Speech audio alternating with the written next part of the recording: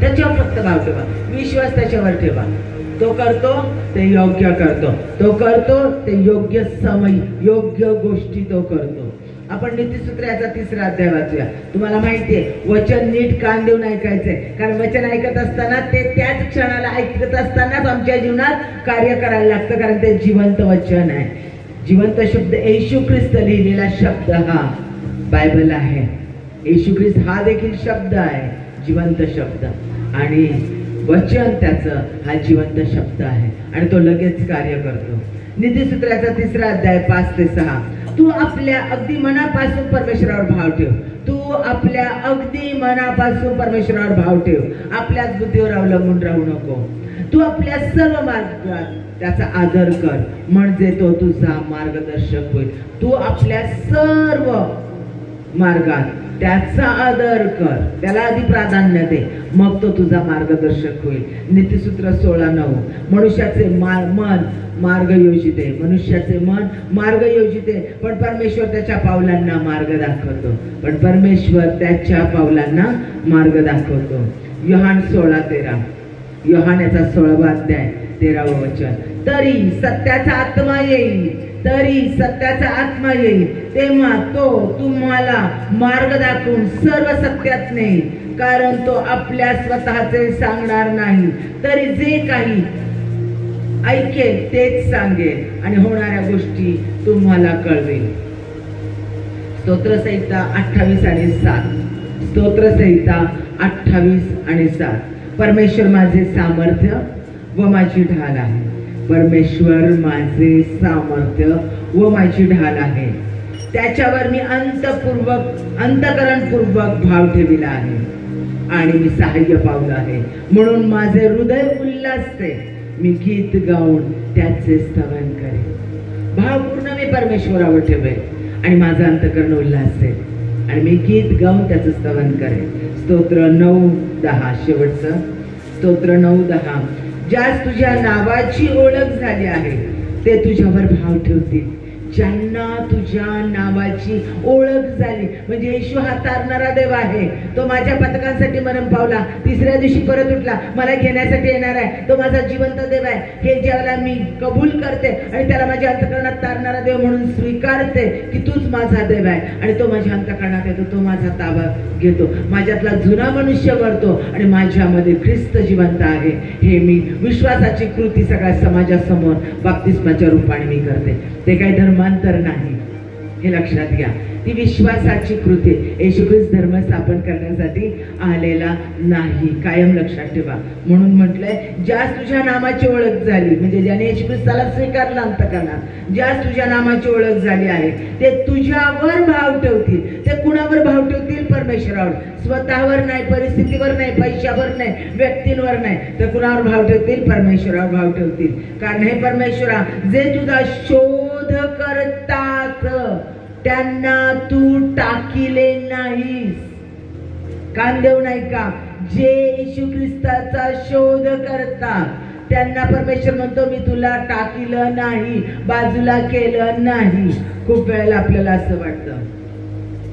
आता आम्ही केव्हा परमेश्वरावर भाव ठेवतो? ज्या वेळेला येशू ख्रिस्ताला आमचा तारणारा देव म्हणून स्वीकारतो, त्याला आमच्या अंतःकरणात घेतो आणि तो आमचा देव आहे आम्ही कबूल करतो, आणि मग आम्ही खूप खुश होतो, खूप आनंदी होतो, टाळ्या वाजून नाचून गाऊन गाणी गातो. मग आम्हाला खूप अनुभव येतो. पास्टरांनी केलेली आमची प्रार्थना, माझ्यासाठी केलेली प्रार्थना लगेच ऐकली जाते. मग मी पण येशूच्या नावात जे काही मागल ते लगेच ऐकलं जातं, लगेच उत्तरं मिळतात, लगेच परिस्थिती बदलते. एकदम हवेत असल्यासारखं वाटतं, खूप भारी वाटतं, खूप छान वाटतं. ज्याला नुकतंच तारण होतं, येशू ख्रिस्ताला नव्यानं ओळखतो, खूप भारी वाटतं, खूप छान वाटतं आणि मग आनंद करतो, टाळ्या वाजून नाचून गाऊन स्तवन करतो. कधी चर्चला जाईल असं होतं, कधी सगळ्या लोकांना भेटेल असं होतं. मग प्रत्येकाच्या हातात हात देऊन प्रेज द लॉर्ड, येशू उठलाय, खरोखर उठलाय, हातात हात देऊन आपण ग्रीट करतो आणि त्यांना शुभेच्छा देतो. खूप आनंदी होतो, कारण परमेश्वर आमची प्रार्थना ऐकतो आणि आमच्या प्रत्येक प्रार्थनेला उत्तर देतो आणि खूप आनंदाचा गजर करतो. आणि मग आम्ही म्हणतो प्रत्येक वेळेला स्तोत्र 28:7 प्रमाणे, परमेश्वर माझे सामर्थ्य व माझी ढाल आहे,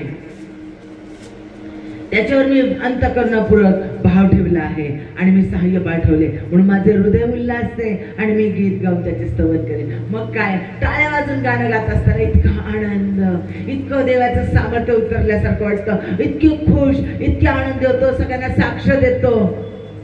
हळू हळू ते कमी होत.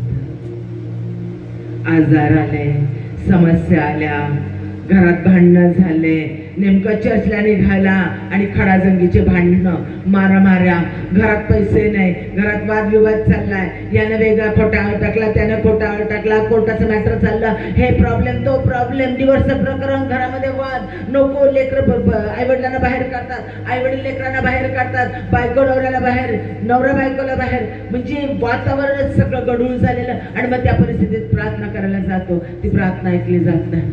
कटुता अंतकरणात, अक्षमशीलता अंतकरणात, आणि मग घरातल्या प्रार्थना रटाळ वाटायला लागतात. फॅमिली प्रेयर, कौटुंबिक प्रार्थना नेहमीच आहे, तेच तेच, तरी सासू बदलत नाही, तरी सून बदलत नाही, तरी नवरा बदलत नाही, तरी पोरं बदलत नाही, तरी हे बदलत नाही, ते बदलत नाही, आणि मग वैताग येतो आणि मग रटाळपणा वाटतो त्या प्रार्थनेमध्ये. आणि प्रार्थना केल्या किती दिवस झाले, 6 महिने झाले, 1 वर्ष झालं, 2 वर्ष झाले, तेच मागतोय, घराचे प्रॉब्लेम सुटू दे, कर्जातून बाहेर येऊ दे, कोर्ट मॅटर मधून बाहेर येऊ दे, नोकरी लागली जाऊ दे, नोकरी लागली जाऊ दे, नोकरी लागली जाऊ दे, मागतोय. काय प्राप्तच होत नाहीये, काही मिळतच नाही, आणि मग सगळी निराशा यायला लागते. हळूहळू तो आनंद सगळा ओसरतो. चर्चमध्ये गेल्यानंतर चर्चमध्ये आनंद वाटेनासा होतो, प्रेझेंट वर्शिपमध्ये आनंद वाटण्यासा होतो. मग म्हणतो आम्ही चर्चमध्ये असं पहिल्यासारखं काही असं सामर्थ्य राहिलं नाही ना, कारण आम्हाला ते जाणवत नाही.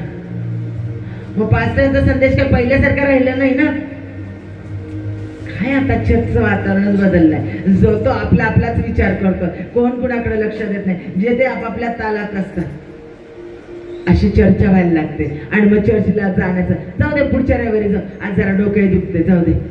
पहिलं कसं होतं, डोकं दुखत असलं तरी जाईल, मी स्तवन करताना माझा आजार निघून जाईल, कारण परमेश्वराचं सामर्थ्य तिथं आहे. विश्वास आणि ती ओढ आणि लगेच तो आनंद आणि परमेश्वर तो भाव असतो, विश्वास असतो. पण हळूहळू सैतान ते सगळं काढून घेत राहतो. अनेक समस्या, अनेक चिंता काळज्या, अनेक गोष्टीतून जातो, दुःखातून जातो, आणि हळूहळू ते सगळं कमी होतं. आणि मग काय, देव वचन देणारा, देव वचन पूर्ण करणारा परमेश्वर आहे. होय, आमचा विश्वास आहे. देव वचन देतो, वचन देणारा देव, वचन पूर्ण करणारा देव आहे, याच्यावर आमचा विश्वास आहे. गणना 23 मध्ये सांगितलेलं 21व्या वचनामध्ये की मी मनुष्य नाही की खोटं बोलावं, जे मी बोलतो ते पूर्ण करतोच करतो. होय, आम्हाला माहिती आहे की परमेश्वर वचन देतो आणि तो पूर्ण करतो. आम्ही अनुभव घेतलाय. अहो, असं झालं होतं, माझी साक्ष बघा, आजारात हे होते ना, मग कशी आम्ही प्रार्थना केली, मग आजारातून उठलो, आम्ही नवीनच ख्रिस्तामध्ये आलो होतो, आणि मग कसं लोकांची भांडणं होती आणि सगळी मिटली, आणि त्या लोकांनी येऊन आम्हाला क्षमा मागितली. अहो, कसं मग माझ्या मुलीच्या लग्नाचं कसं पार पडलं आणि कसल्या समस्यातून आम्ही बाहेर आलो. आमच्या खूप मोठ्या साक्ष होतो, घडलं होतं, केलं होतं सगळं भूतकाळामध्ये. आज रटाळपणा, आज निराशा, का? आजार, चिंता, काळज्या, उत्तर मिळत नाहीये, कटुता जात नाहीये, क्षमा कुणाला करावीशी वाटत नाही, त्यांचा सगळा राग, त्यांनी केलेल्या चुका, त्यांचे सगळे दोष सगळं आठवतात. याचे दोष आठवतात, त्याचे दोष आठवतात, त्याचे दोष आठवतात, घरातल्या नवऱ्याचे दोष आठवतात, सासूचे दोष आठवतात, सुनेचे दोष आठवतात, सुनेच्या आईवडिलांचे दोष आठवतात, नवऱ्याच्या आईवडिलांचे दोष आठवतात. ते जातच नाही अंतःकरणात. आणि मग चिडचिड, आणि मग दुःख, आणि मग आमच्या प्रार्थनेची उत्तरं आम्हाला मिळत नाही. मग का घडतंय असं? का होतंय? का नाही माझ्या प्रार्थनेची उत्तर मिळत आहे? का इतका विलंब लागतोय? एवढा वेळ अहो कुठं असतं का? मग शांत बसलं की सैतान हळूच हवेकडे कसा गेला तसा प्रत्येक पुरुष आणि स्त्रीकडे जातो, आणि मग तो कुजबुजायला लागतो, आणि मग ते डोक्यात निगेटिव्ह विचार यायला लागतात, आणि मग आमच्या डोक्यात विचार येतात, खरंच माझ्या पूर्वजांनी पाप केलं असेल, आईबापांनी माझ्या लोकांनी पाप केलं असेल ना, त्याचं भर मला, त्याचे भोग मला भोगावे लागतात. माझ्या लेकरांना ते शाप भोगावे लागतात. म्हणूनच त्या समस्येतून आम्ही बाहेर येत नाही, म्हणूनच ह्या प्रश्नातून बाहेर येत नाही. मग कधीतरी विचार येतो, नाही माझंच पाप, भूतकाळात मी केलेल्या ह्या गोष्टी, त्याचे भोग मला भोगावे लागतात. माझ्याकडून चुका घडल्या ना, आई वडिलांच्या बाबतीत मी अशी वागले ना, सहसात्रांच्या बाबतीत अशी वागले ना, माझ्या या नातेवाईकाच्या बाबतीत अशी वागले ना, माझ्याकडून गुप्तपणे ज्या चुका झाल्या त्याचे मला भोग भोगावे लागत असतील. माझ्या घरातल्यांकडून काही चुकलं असेल त्याचे शाप मला असतील. मग देवच माझ्यावर प्रेम करत नसेल, देवाला मी आवडत नसेल, दावीद कसा देवाच्या मनाजोगा होता.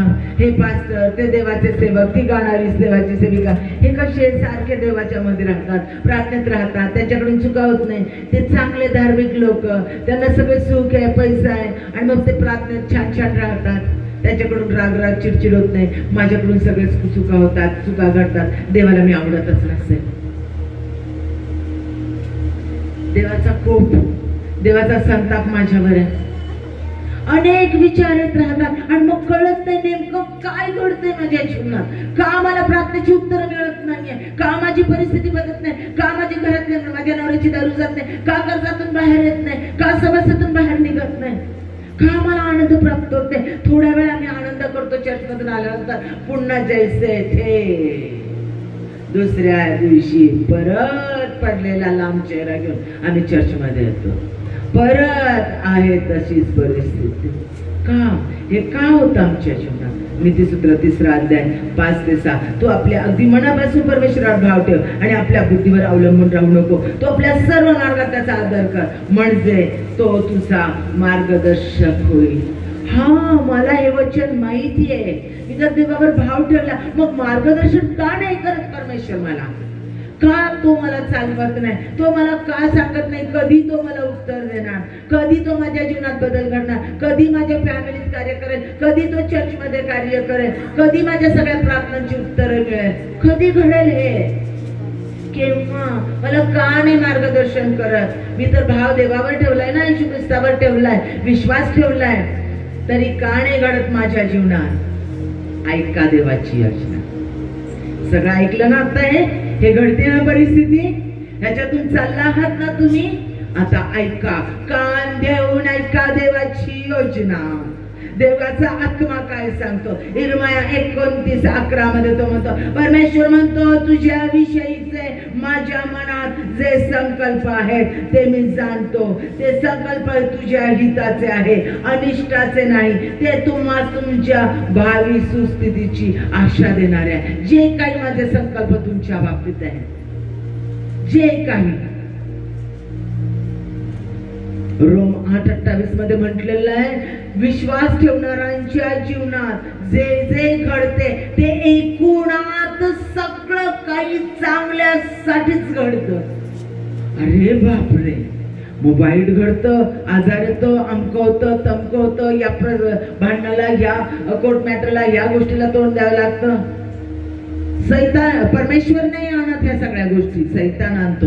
पण देव त्या सगळ्याचा परिणाम, सगळ्याच गोष्टीचा त्याच्या लेकरांसाठी चांगलं तेच होऊ देतो. त्याच्यातून किती संकट असू दे, समस्या असू दे, आजार असू दे, त्रास असू दे, त्याच्यातून परमेश्वर तुमच्यासाठी चांगलीच योजना आखतो. हा विश्वास आमचा असला पाहिजे. कसं बघायचंय? मोशेला बघू आपण. मोशेचं उदाहरण सगळ्यांना माहिती ना, जी माहिती आहे ना तुम्हाला उदाहरण ती सांगते. मोशेला काय सांगितलेलं होतं? तू इस्रायलला सुटका करणार आहेस. इस्रायल लोक जे आहे, इस्रायल लोक जे बंधनामध्ये आहेत, फारोच्या बंधनामध्ये, गुलामीमध्ये आहेत, त्रासामध्ये, त्यांनी आक्रोश केलेला आहे, भयान वाईट रीतीचा छळ होतोय त्यांचा सुटका करणारा, यहुदी लोकांचा, हिब्रू लोकांचा सुटका करणारा म्हणून मोशेची आईच्या गर्भाशयात नेमणूक करण्यात आली. लक्षात घ्या, इर्मया 1:8 मध्ये सांगितलेलं नाही, मी तुला आईच्या गर्भाशयात असताना घडवलं आणि तुझ्या विषयीच्या योजना आखल्या. परमेश्वर आमच्या विषयीच्या योजना गर्भाशयात जाण्याच्याही आधी आखतो, हे लक्षात ठेवा. आणि मग या मोशेला एवढ्या मोठ्या उद्दिष्टांसाठी जन्म दिला. त्याचा जीव वाचवण्यासाठी राजवाड्यामध्ये त्याला ठेवलं. राजवाड्यामध्ये फारोच्या कन्येकडे त्याचं जीवन गेलं, त्याचं बालपण गेलं, तारुण्य गेलं, त्या सगळ्या रीतीभाती तो शिकला. पण त्याच्यानंतर जो सुटका करणारा, गुलामीतून सुटका करणारा, त्या या मोशेला पळून जावं लागलं. मर्डरर म्हणून, खून करणारा म्हणून. त्याला वाद चाललेले, भांडण चाललेले, आपल्या लोकांना त्रास दिलेला आवडला नाही म्हणून सोडवायला गेला आणि त्याच्याकडून दुसरा व्यक्ती मारला गेला. आणि हे फारोला कळलं म्हणून तो अरण्यात पळून गेला. सगळं सोडलं आणि अरण्यात त्याला पळावं लागलं. सगळं टाकावं लागलं आणि अरण्यात तो गेला. कारण मिस्री व्यक्तीचा कोण त्याच्याकडून झाला, तो निघून गेला. जो सुटका करणारा, जिथे गुलामी चाललेली आहे तिथंच त्याचा जन्म, तिथंच तो राहिलेला, त्याला सुटका करायची होती, तिथून त्याला पळावं लागलं लांब अरण्यात, एकांतवासात, वाळवंटात, डोंगरामध्ये, खडकर ठिकाणामध्ये, एकांतात, एकट्याला, जिथे काही होप नाही. मैलोन मैल फक्त वाळवंटच आहे, मैलन मैल खडतर जीवनच आहे. कोणती आशा नाही, कोणता त्या वर्तमानामध्ये त्याला कोणता पुढचं भविष्य नाही, काहीच नाही. कुठे काहीच दिसत नव्हतं. सगळं शांत, सगळी निराशा, सगळं दुःख, एकटेपणा. त्याचे लोक जिव्हाळ्याचे, आई वडील जिव्हाळ्याचे त्याचे लोक, ज्यांच्यासाठी देवाने त्याची योजना केली, ते जे गुलामीत पडले, ते सगळंच टाकावं लागलं. ते राजशाही जीवन सगळंच टाकावं लागलं आणि अरण्यात काठी घेऊन एकांतवास, एकटाच, अनोळखी लोक. त्या अनोळखी लोकांमध्ये त्याची पत्नी त्याला प्राप्त झाली, तिथं लेकरं झाले. किती कालावधी गेला विचार करा. म्हणजे सगळं ब्रेन वॉश होईल, सगळं विसरून जाईल की परमेश्वरानं त्याची निवड कशासाठी केली होती, परमेश्वरानं त्याला काय आशीर्वाद देऊ केले. तो त्या लोकांना तारणारा, त्या लोकांचा उद्धार करणारा उद्धारक म्हणून, इस्रायल लोकांचा उद्धारक म्हणून त्याची योजना होती. सगळं विसरून एकांतात, त्या लोकांपासून दूर, परत तिथं कधी माघारी परतू शकणार नाही, अशा स्थितीत तो होता. काय वाटलं असेल त्याला. आणि त्यावेळेला अग्नीच्या द्वारे परमेश्वराने त्याला भेट दिली. अग्नीत झुडपातून, अग्नीच्या द्वारे देव त्याच्याशी बोलला आणि परमेश्वराने त्याला पाठवलं की घे काठी आणि जा अरोणाला घेऊन आणि कर माझ्या लोकांची सुटका. होरपळून निघालेला, एकांतात, फुटलेला, तुटलेला, स्वतःचं अस्तित्व विसरलेला, राजशाही जीवन विसरलेला, काठी घेऊन कफल्लक म्हणून पळून गेलेला, आज परत त्या ठिकाणी माघारी गेला. ज्याला एकमेकांना मारलेलं सहन होत नव्हतं, त्याला 10 पिढा त्या लोकांवर, मिस्री लोकांवर आणाव्या लागल्या. जोपर्यंत फारो सुटका देत नाही, जाऊ देत नाही इस्रायल लोकांना, तोपर्यंत देवाने 10 पिढा आणल्या आणि ते 10 पिढा आणण्यासाठी मोशेचा वापर करून घेतला. तुम्ही मला सांगा, मिस्री लोकांना, फारोला त्या मोशेचा किती राग आला असेल. याच्यामुळे उवांची पिढा, याच्यामुळे बेडकांची पिढा, याच्यामुळे रक्तांची पिढा, पाण्याचं रक्त झालं, पाणी पिता येत नाही, याच्यामुळे टोळ आले, सगळं नाश झाला. किती 10 पिढ्यांमुळे ते अक्षय वैतागून गेले असतील आणि त्यांनी किती दोष दिला असेल त्यांना. विचार करा. ताटात जेवण वाढायला घेतलं की सगळे बेडकाची पिल्लच, पाणी प्यायला गेले की उवाच, भुजबुज भुजबुज भुजबुज भुजबुज, अंगावर उवा, इकडं उवा, तिकडं उवा, नुसतं भुजबुज. बिछाण्यावर झोपायला गेलं त्याच्यावर पसरलेल्या उवाच उवा. विचार करा काय जीव झाला असेल त्या लोकांचा, किती चिडत असेल, किती निंदा करत असेल त्या मोशेची, किती वाईट म्हणत असेल त्या मोशेला. त्याच्यातून तो गेला परमेश्वराचा गौरव करण्यासाठी त्या इस्रायल लोकांना त्यानं बाहेर काढलं. बाहेर काढल्यानंतर तो बाहेर घेऊन आला देवाच्या सामर्थ्यानं आणि फारोचं सैन्य पाठीमागं लागलं. परत या इस्रायल लोकांनी त्याला दोष दिले आणि समुद्र दुभागला गेला. परमेश्वरानं समुद्र दुभागण्याचं सामर्थ्य त्याला दिलं. समुद्रामधून ते पार गेले. मोशेचं फारोचं सगळं सैन्य त्या पाण्यामध्ये गडप झालं. लक्षात घ्या, एवढा चमत्कार त्या इस्रायल लोकांनी पाहिला. परमेश्वराने एवढं मोठं स्थान त्याला दिलं, तरी ते लोक त्याच्या विरोधात बोलले. इतका संताप त्याला आला की त्याच्या रागामुळं वचनदत्त देशामध्ये देवाने त्याला नेलं नाही. ज्या लोकांना तो वचनदत्त देशात घेऊन गेला त्या देशात जाण्याची परवानगी त्याला मिळाली नाही. जो मोशे तोंडे तोंड परमेश्वराची समोरासमोर मित्रासारखा बोलत असेल, ज्याला निवास मंडप दिले, ज्याला 10 आज्ञा दिल्या, नियमशास्त्र दिले, तो मोशे अनेक समस्यातून गेला. जे स्थान परमेश्वराचं ते तोंडे तोंड बोलण्याचं मित्रासारखं स्थान, परमेश्वराकडून नियमशास्त्र आणि सगळ्या पवित्रतेच्या गोष्टी घेण्याचं सामर्थ्य, त्याच्या लोकांना वचन देतात देशात नेण्याचं सामर्थ्य, गुलामगिरीतून सोडवण्याचं सामर्थ्य म्हणून त्याला दिलं. तारणारा म्हणून, उद्धार करणारा म्हणून त्याला उभं केलं. पण त्याला कशातून जावं लागलं? अनेक समस्यातून जावं लागलं. पण जे देवाला त्याच्याकडून करायचं ते प्रत्येक गोष्ट देवाने करून घेतली. ज्यासाठी गर्भाशयामध्ये त्याची नेमणूक केली होती, त्याची घडण केली, ती प्रत्येक गोष्ट त्याने पूर्ण केली. माझ्या प्रियानं मोशेकडून सोडलं नाही त्याला. 80व्या वर्षापर्यंत त्याच्याकडून सगळ्या गोष्टी पूर्ण करून गेल्या. पण बायबलचं वचन सांगतं 80 वर्षाचा झाला तरी त्याचे डोळे डीम झाले नव्हते, कमी झाले नव्हते, अंधुक झाले नव्हते. इतका स्ट्रॉंग परमेश्वराने त्याला ठेवला होता. तो त्याच्या योजना पूर्ण करून घेतो.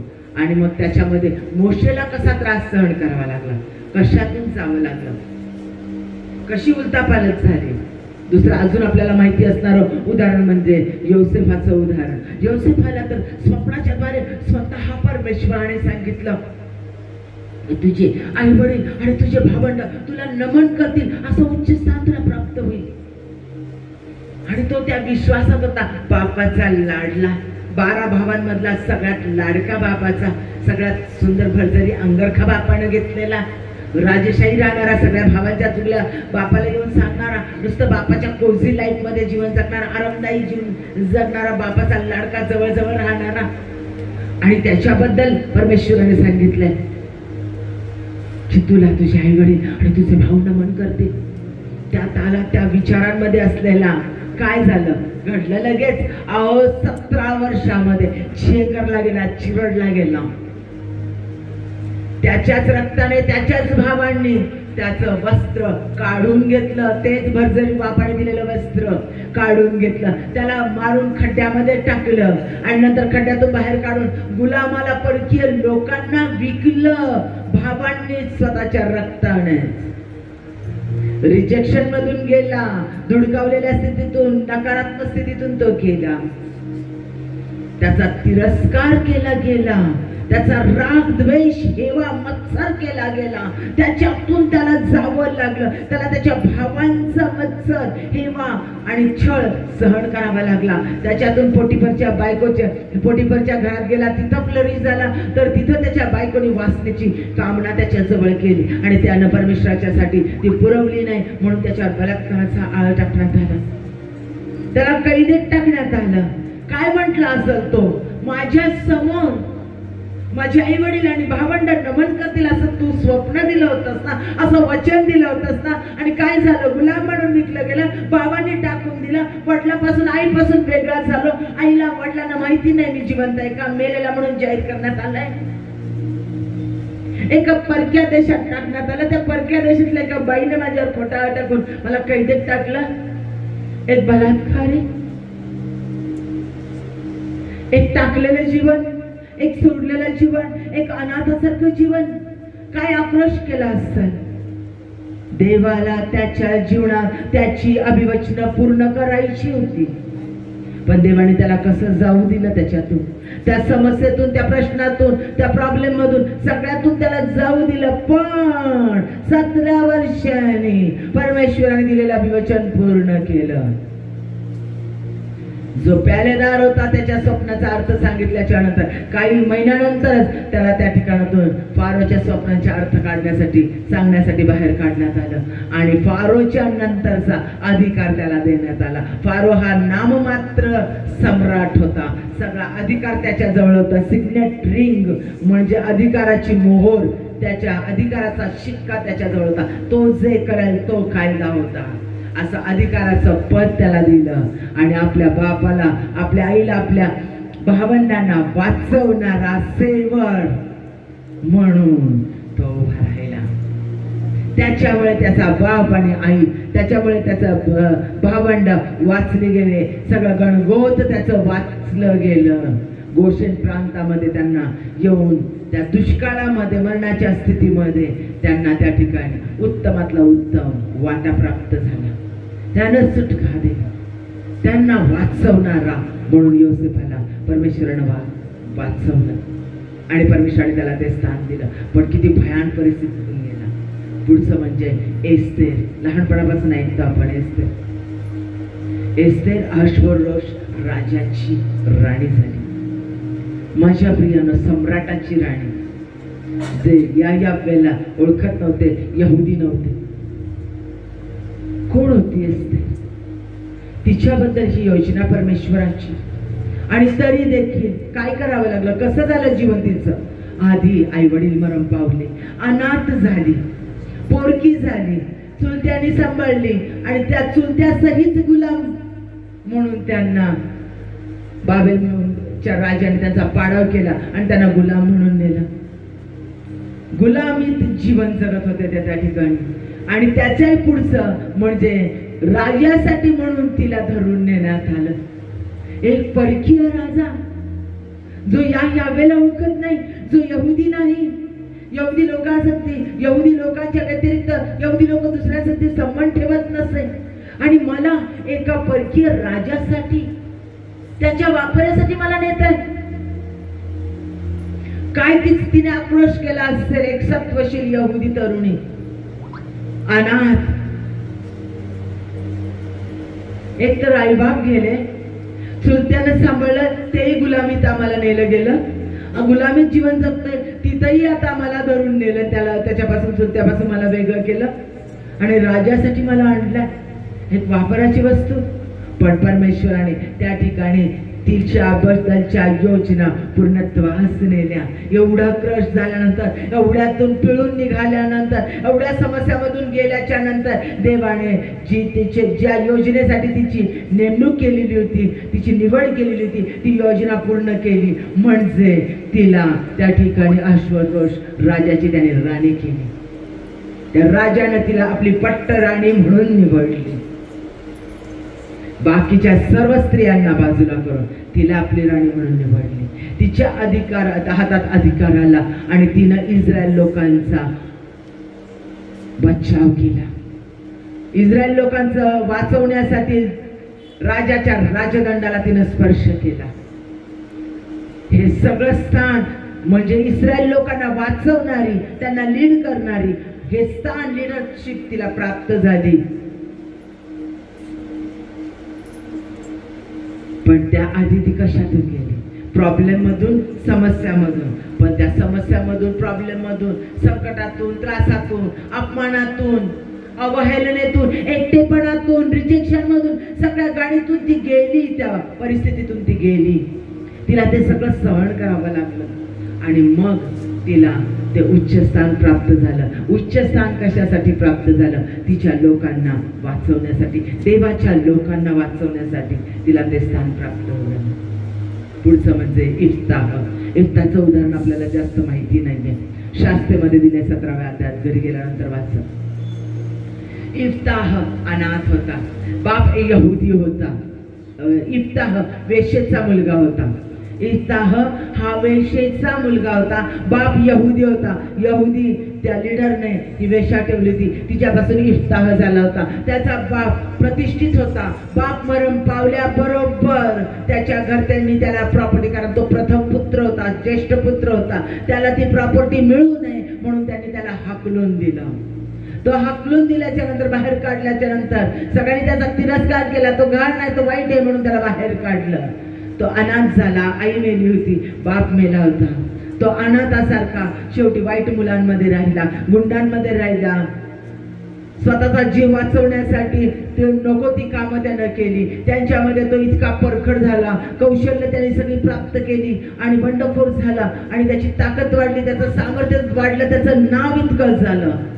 आणि इस्रायल लोकांना त्याची गरज पडली, कारण अमोनी लोक, पलिष्टी लोक त्यांच्यावर उलटून आले, त्यांचा नाश करायला धावले. त्यांना तारणारा, त्यांना स्वीकारणारा, त्यांना सेव करणारा, त्यांचं रक्षण करणारा कोणीच नव्हता. आणि ते सगळेजण ज्यांनी त्याला हाकलून दिलं होतं ते सगळे यहुदी लोक, इस्रायली लोक त्याच्याकडे आले. त्याला विनंती करून हात जोडून म्हणाले, आमचा बचाव कर, आमचा बचाव करण्यासाठी चल, आम्ही तुला आमचा लीडर बनवतो. आणि माना सन्मानाने घेऊन आले आणि त्यानं त्यांचा बचाव केला. परमेश्वराने त्याच्याकडून त्याला यश दिलं आणि त्यानं इस्रायलवर राज्य केलं. त्याचा शास्ता म्हणून तो राहिला. लक्षात घ्या, कशातून त्याला जावं लागलं. रिजेक्शन मधून, टाकलेल्या स्थितीतून, अनाथ स्थितीतून, पोरक्या स्थितीतून, अवहेलना, विवंचना, सगळ्याच गोष्टीचा तुटवडा, सगळ्या वाईट लोकांच्या सानिध्यात, सगळ्यातून जाऊ दिलं देवानं त्याला. पण त्याच्याबद्दलच्या योजना देवाने पूर्णत्वास दिल्या. ज्येष्ठ पुत्र देवाने निवडलेला होता, त्यानं तो ज्येष्ठ यहुदी लीडरचा ज्येष्ठ पुत्र स्वतःच्या कार्यासाठी वापरून घेतला. पुढचं म्हणजे रूथ. सगळ्यांनाच माहिती आहे रूथचं उदाहरण. दाविदाची खापराची रूथ. दाविदाच्या घराण्यात येशू ख्रिस्ताने जन्म घेतला. काय मोठं स्थान मिळालं त्या रूथला. कोण होती ही? मोवाबी, यहुदी नव्हती. दुसऱ्या म्हणजे या यावेला न जाणणारी, परमेश्वराला, जगाधीश देवाला न जाणणारी ती मोवाबी होती. आणि तिने लग्न केलं यहुदी या लोकांसाठी आणि नामिसच्या मुलांसाठी. आणि तिचा नवरा मरण पावला, दीर मरण पावला, सासरा मरण पावला, सासू वयस्कर झालेली, वृद्ध झालेली. अशाने अशा सासूकडून. आणि ती म्हटली सासूला, तुझे लोक ते माझे लोक, तुझा देव तो माझा देव. विधवा होती, आसरा नव्हता, काहीच आशा नव्हती की या सासूला कधी मुलगा लेकरू होऊ शकेल आणि त्याच्यासाठी माझं लग्न होऊच शकत नव्हतं. काहीच आशा नव्हती.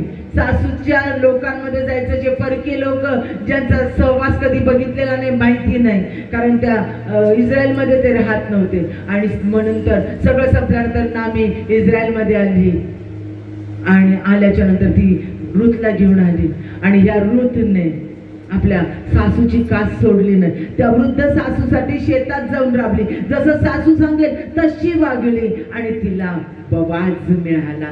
बवाज म्हणजे तिच्याच नात्यातला, त्याच्या संगती तिचं लग्न झालं जो श्रीमंत होता. तिच्या नवऱ्याचं वतन तिला प्राप्त झालं, सन्मानाचं स्थान इस्रायलमध्ये तिला प्राप्त झालं. तिच्या वंशामध्ये दावीद आला, दाविदाच्या वंशामध्ये येशू ख्रिस्त आला. माझ्या प्रियांनो, संकटातून, समस्यामधून परमेश्वर आम्हाला नेतो, जाऊ देतो, त्रासातून जाऊ देतो. उत्तर मिळत नाही लवकर अशी परिस्थिती येते. का येते? कारण आता तो आम्हाला घडवायला लागतो, बोल्ड बनवतो. पहिलं जीवन नवं असतं, नव्याची नवलाई असती, कोझी लाईफ असतं, सगळ्या गोष्टींची उत्तरं लवकर मिळतात, छान छान वाटतं, भारी वाटतं. पण एकदा परमेश्वराचं वचन स्वीकारायला लागलं, एकदा त्याची वचनं जाणायला लागलं, एकदा परमेश्वराला जाणायला लागलं, त्याला अंतकरणात घेऊन आपण पूर्ण त्याला जाणून घ्यायला लागलं, त्याच्यात जवळ जायला लागलं की सैतान अनेक समस्याने आम्हाला तुडवतो, अनेक लोकांच्या द्वारे आमचं पायदळी तुडवतो, मानहानी करतो, खोटे आरोप, निंदा, वाईट गोष्टी आमच्याबद्दल योजल्या जातात. आमचेच लोक आमच्या विरोधात जातात, आमचंच रक्त आमच्या विरोधात जातं. आम्ही ज्यांच्यासाठी चांगलं केलं तेच लोक आमच्या विरोधात जातात, तेच आमच्याबद्दल वाईट अफवा उठवायला लागतात. लक्षात घ्या, फोकस, तुमचा फोकस येशू ख्रिस्तावर ठेवा. ज्या वेळेला आमच्या प्रार्थनेची उत्तरं लवकर मिळत नाही, ज्या वेळेला काहीच घडताना दिसत नाही, ज्या वेळेला आमची परिस्थिती बदलताना दिसत नाही, त्यावेळेला धन्यवाद करा, कारण मोठ्या गोष्टीसाठी परमेश्वराने तुमची योजना केलेली आहे आणि तो तुम्हाला मोठ्या गोष्टीसाठी घडवत आहे. उत्तमातल्या उत्तम गोष्टी तुमच्या जीवनात घडणार आहे, म्हणून तो आता सगळं काही तुम्हाला शांत दाखवत आहे. परंतु परमेश्वर शांत कधीच राहत नाही, तो सदैव कार्य करत राहतो आमच्या जीवनामध्ये. तो काय करतो? पहिलं म्हणजे तो आमची वचनं पूर्ण, त्याची वचनं आमच्या जीवनात पूर्ण करण्याआधी आम्हाला तोडतो, मोडतो, फोडतो, त्याला हवं तसं बनवण्यासाठी तोडतो. ती तोडण्याची क्रिया, फोडण्याची क्रिया, कुटण्याची क्रिया, मेल्ट करण्याची क्रिया ती भयंकर असते. आमचा अहंकार, आमचा गर्व, आमचा मीपणा, आमचा राग, आमचा कपट, कारस्थान, सगळे जे कलुषित, सुडाची भावना, घाणेरडी विचार, दुसऱ्यांना क्रश करणं, दुसऱ्यांना खाली पाडणं, दुसऱ्यांचा वाईट परिस्थितीचा फायदा घेणं, जे जे काही आमच्यात गुप्त दोष असतात, जे काही घाण असते, ते सगळं परमेश्वर फोडतो, मोडतो. आमच्यातला अहंकार, आमच्यातला राग, आमच्यातला मीपणा, आमच्यातला गर्व सगळा फोडतो. दुसरं म्हणजे तो आम्हाला भट्टीतून जाऊ देतो. तो आम्हाला भट्टीतून जाऊ देतो. तो आम्हाला भट्टीतून जाऊ देतो. परमेश्वराच्या वचनाकडे लक्ष दिलं पाहिजे. आम्हाला तो भट्टीतून जाऊ देतो, अग्नीतून जाऊ देतो. त्याला आवडत नाही ते सगळं तो आमच्या जीवनातलं अग्नीनं जाळून टाकतो.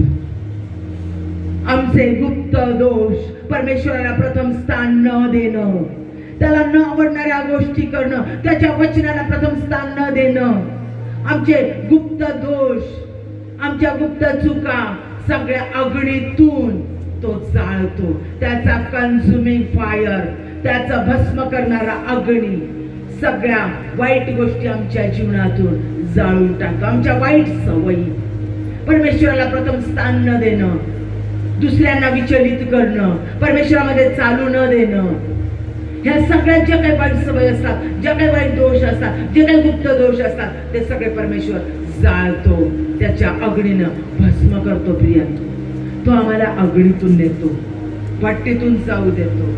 दुसरं म्हणजे तो आम्हाला त्याच्या सानिध्यात घेतो. त्याच्या सानिध्यात घेतो, तो आम्हाला त्याच्या सारखा बनवतो, दुसऱ्यांसारखा ना. जी निंदा करण्याची प्रवृत्ती, देवाच्या वचनाला किंमत न देण्याची प्रवृत्ती, ती सगळी तो काढून टाकतो. तो त्याच्या सारखा आम्हाला बनवतो, त्याचे गुण आमच्यामध्ये देतो. क्षमा करणं, प्रेम करणं, पवित्रतेत जीवन जगणं, त्याच्या सामर्थ्याने भरलेलं जीवन जगणं, हे सगळे चांगले त्याचे गुण जे आहेत ते सगळे गुण तो आम्हाला देतो. आमच्यातली सगळी दुर्बलता, आमच्यातलं सगळं उणीवा, आमच्यातले सगळे दोष, आमच्यातलं सगळं कपट, कारस्थान, त्याला नाही आवडत ते सगळं सगळं सगळं तो काढून टाकतो. मी दुर्बळ आहे, मी उणीवानी भरलेली आहे, माझ्यात दोष आहे, मी हे करू शकत नाही, मी ते करू शकत नाही, माझ्या जीवनात हे घडू शकत नाही, हे सगळं जे आहे त्या सगळ्या उणीवा तो काढून टाकतो आणि त्याचं सामर्थ्य तो आम्हाला देतो. तो अशक्य गोष्टी शक्य करणारा देव, तो परिस्थिती बदलवणारा देव, तो मनुष्य बदलवणारा देव, ते सामर्थ्य आमच्यामध्ये. तो जव्वानीसी विजयाचा झेंडा आहे, तो आमच्या शत्रूवर विजय देणारा देव, तो आमच्यात राहतो, तो आम्हाला विजय प्राप्त करून देतो. त्याच्यासारखा विजय मिळवणार, प्रत्येक गोष्टीवर विजय मिळवणार, सैतानाच्या प्रत्येक युक्त्या प्रयुक्त्यांवर, सैतानाच्या सगळ्या वाईट योजनांवर विजय मिळवणारा असा तो आम्हाला बनवतो. सैतानाच्या मार्गाने वाहू देत नाही, तो आम्हाला जाऊ देत नाही वाईट मार्गामध्ये. तो त्याच्यासारखा पवित्र आम्हाला करतो, शुद्ध आम्हाला करतो. तो जसा आहे तसं तो आम्हाला बनवतो. ज्यावेळेला आम्ही समस्यामधून, प्रॉब्लेम मधून जात असतो, त्यावेळेला तो आम्हाला त्या अग्नीतून, त्या भट्टीतून, त्या त्रासातून नेत असताना आमच्यामध्ये अंतर्बाह्य बदल घडून आणतो, आमचं जीवन बदलून टाकतो. जे तुच्छ, घाण, न आवडणार, परमेश्वराच्या दृष्टीसमोर अमंगळ, ते तो काढून टाकतो आणि तो स्वतः आमच्यात राहतो. जेव्हा राफा, आरोग्य देणारा देव, तो आमच्यात राहतो. पुरवठा मंत्री, आमच्या सर्व उत्तम गोष्टीचा पुरवठा करणारा तो देव, तो आमच्यात राहतो आणि तो आमचं जीवन बदलून टाकतो. आम्ही कोणत्याही परिस्थितीतून जात असलो तरी तो आमचा हात सोडत नाही. दिलेलं वचन बदलत नाही. आईच्या गर्भाशयात आमच्याबद्दलच्या त्याच्या योजना तो कधीच सोडून देत नाही. तो गिवअप करत नाही. तो मनुष्य नाही की बदलावे. गणना 23:19 मध्ये सांगितले, मी मनुष्य नाही की मी बदलावं. मी देव आहे, जे मी बोलतो ते करतो. तो न बदलणारा देव आहे आणि तो सामर्थ्याचा देव आहे.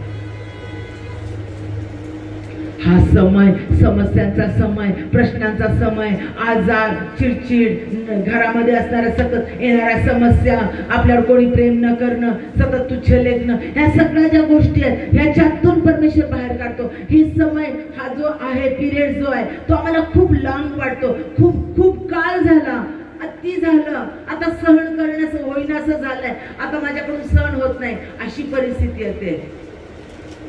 आणि परमेश्वर ते परिस्थिती आमची बदलवतो, कारण तो अशक्य गोष्टी शक्य करणारा देव आहे. परमेश्वर म्हणतो स्तोत्रसंहिता 37:5 मध्ये, आपला जीवित करम परमेश्वरावर सोपवून दे, त्याच्यावर भाव ठेव, म्हणजे तो तुझी कार्यसिद्धी घेईल. जे काही तुम्ही हाती घ्याल ते परमेश्वर सिद्ध करेलच करेल, ज्यावेळेला आम्ही त्याच्या मार्गाने चालतो. लक्षात घ्या माझ्या प्रियांनो, सैतान आम्हाला आमच्या जवळच्या व्यक्तीकडून, आमच्या शेजारच्या व्यक्तीकडून आम्हाला बहकवतो आणि सैतानाच्या वाईट मार्गाला नेतो. त्याची वचनं ऐकू देत नाही, त्याच्या वचनामध्ये चालू देत नाही, त्याचा सत्याचा मार्ग आम्हाला धरू देत नाही. अनेक चुकीच्या गोष्टी आमच्या कानामध्ये सांगणार, अनेक चुकीच्या गोष्टी आमच्या कानामध्ये बोलणार, आम्हाला निंदा, टवाळकी असं करण्यासाठी प्रवृत्त करणार, वाईट गोष्टी करण्यासाठी प्रवृत्त करणार. परमेश्वर म्हणतो फोकस परमेश्वरावर ठेव, भाव परमेश्वरावर ठेव. जर तू आपला भाव देवावर ठेवलास तर तो हाती घेईल ते प्रत्येक कार्य सिद्धीस देईल. तो तुमचा नाश होऊ देणार नाही. सैतानाला तुमचा नाश करू देणार नाही.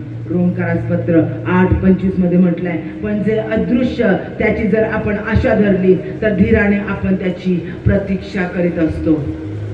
धीराने जो धीर धरतो, धीराने परमेश्वराची वाट पाहतो, तो कदापि लज्जित आणि फज्जित होत नाही. मोशेचं उदाहरण पाहिलं, योसेफाचं उदाहरण पाहिलं, एस्थेरचं उदाहरण पाहिलं, रूथचं उदाहरण पाहिलं. परमेश्वरानं जे त्यांच्या जीवनात करायचं होतं ते पूर्ण केलंच केलं. अनेक समस्यामधून ते गेले, अनेक प्रश्नांमधून ते गेले, अनेक अपमानातून त्यांना जावं लागलं, खडतर परिस्थिती सहन करावी लागली, एकटेपणा सहन करावं लागलं, अवहेलना, निंदा सहन करावी लागली. पण त्याच्यातून परमेश्वराने त्यांना यश दिलं. जो धीर धरतो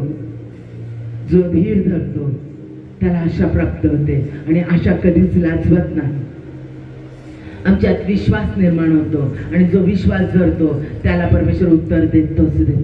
आपण गुडघ्यावर येऊया आणि परमेश्वराकडे मागूया, कारण परमेश्वर जे काही तुमच्या जीवनामध्ये बोललेला आहे तो तुमच्या जीवनात पूर्ण करेल. तो मोशेचा देव तो तुमचा देव, एस्थेरचा देव तो तुमचा देव, इफ्ताहाचा देव तो तुमचा देव. आज परिस्थिती कशी असू द्या, त्या परिस्थितीकडे बघू नका, तर फक्त आपली नजर परमेश्वराकडे लावा, आपला फोकस परमेश्वराकडे ठेवा, आपली नजर त्याच्याकडे ठेवा. गुडघ्यावर येऊया, ज्यांना हात वरती करता येईल त्याने हात वरती करूया आणि पूर्ण समर्पित होऊन म्हणूया की परमेश्वरा, तू मला निवडलेला आहे, तू माझ्या जीवनात जे करायचं ते कर, तुझी योजना माझ्या जीवनात पूर्णत्वास निवडीले आहे मी तुला, निवडीले आहे मी तुला, देव मोसेस है बोलना, देव मोसेस है बोलना, निवडीले आहे मी तुला, निवडीले आहे निवडले तुम्हाला विश्वास ठेवा, देव मोसेस है बोलना, तो त्याचं कार्य तुमच्या जीवनात पूर्ण करणारच करणार.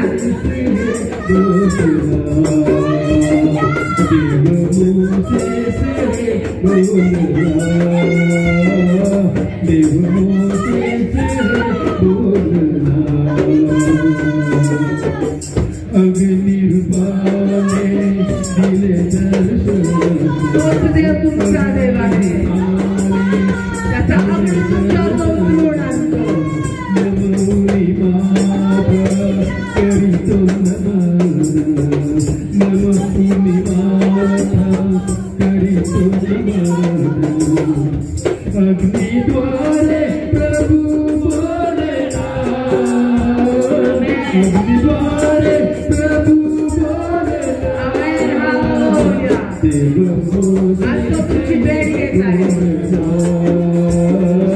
देव मोसेस बोलला, देव मोसेस बोलला, देव मोसेस बोलला. इस्रायलाचा अधिपती हो, कळप हमारा तू पाहशील. इस्रायलाचा अधिपती हो, कळप हमारा तू पाहशील. मी आहे तुझ्या तोडीला, मी आहे तुझ्या तोडीला. देव मोसेस बोलला, देव मोसेस बोलला, देव मोसेस बोलला, देव मोसेस बोलला. जड ओटाचा जड जीवे जगाई कुणी वाचू दे, तू बस देवाचा. जड ओटाचा जड जीवेचा असशील तरी तू बस देवाचा. ऊने पडणार नाही तुला, ऊने पडणार नाही तुला. देव मोसेस बोलला, देव मोसेस बोलला, देव मोसेस बोलला, देव Moses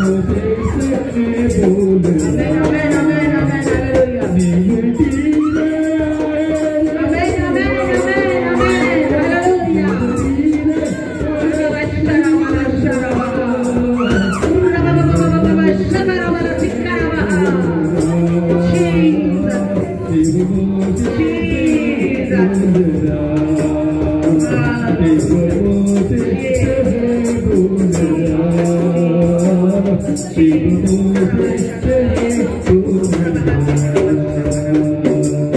Thank you, Lord. Thank you, Jesus. Thank you, Holy Father. Oh, Yaraba. Oh, Yatinanama, Yanaraba. Illara Yatina Karaba, Shandaraba. Oh, Yatinanama, Sikaraba.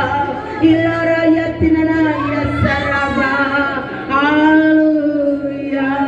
त्याचा सामर्थ्य तुमच्यावर उतरून येत आहे, त्याचा पवित्र आत्मा तुमच्यावर उतरून येत आहे. ते सामर्थ्य स्वीकारा. तो तुमच्या सर्व गोष्टीतून समस्यातून तुम्हाला सोडवत आहे, तो तुम्हाला बाहेर काढत आहे आणि त्याच्या योजना तुमच्या जीवनात पुढे श्वास देत आहे. तो म्हणतो मी तुमचा हात कधीच सोडणार नाही, कधीच सोडणार नाही, कधीच सोडणार नाही. तो अभिवचन देणारा देव, अभिवचन पूर्ण करणारा परमेश्वर आज तुमच्या जीवनात कार्य करत आहे. हालेलुया. ओ यातिननमा शरबा यनरबा, ओ यातिनना यरबा यलारियंदरबा. Thank you, Lord. Thank you, Jesus. Thank you, Holy Spirit.